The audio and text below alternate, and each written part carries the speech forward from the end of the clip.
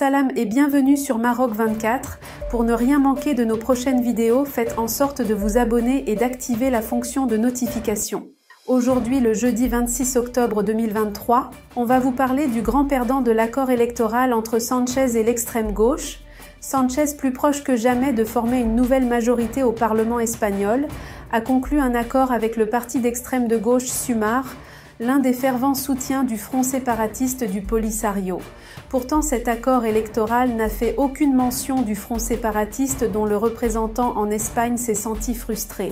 Restez avec nous pour plus de détails dans cette revue de presse tirée du quotidien L'Opinion.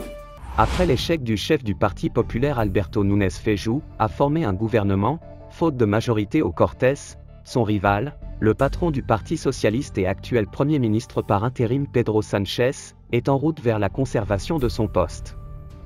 L'actuel locataire de la Moncloa n'a jamais été si proche de succéder à lui-même en parvenant à un accord avec l'extrême gauche que représente le Parti Sumar, dirigé par l'ex-ministre du Travail, Yolanda Díaz. Celle-ci a rejoint la coalition que veut construire Sánchez en vertu d'un accord dont les détails ont été rendus publics. Contrairement aux attentes, Yolanda Díaz, connue pour son fervent soutien au front séparatiste du Polisario, n'a pas exigé un changement de position dans l'affaire du Sahara. C'est en tout cas ce que laisse penser l'accord électoral qui ne fait aucune mention du Sahara marocain, alors qu'il évoque la guerre en Ukraine et la cause palestinienne. De quoi frustrer le front séparatiste dont le représentant en Espagne, Abdullah Arabi, a fait part de sa déception dans un communiqué dans lequel il a reproché à Yolanda Díaz, avec qui il entretient une relation étroite, d'avoir raté une occasion historique. Cela dit, Pedro Sánchez n'a nulle intention de changer quoi que ce soit dans sa politique vis-à-vis du Maroc, en dépit des pressions politiques qu'il subit aussi bien de la part de ses opposants de droite que de l'extrême gauche.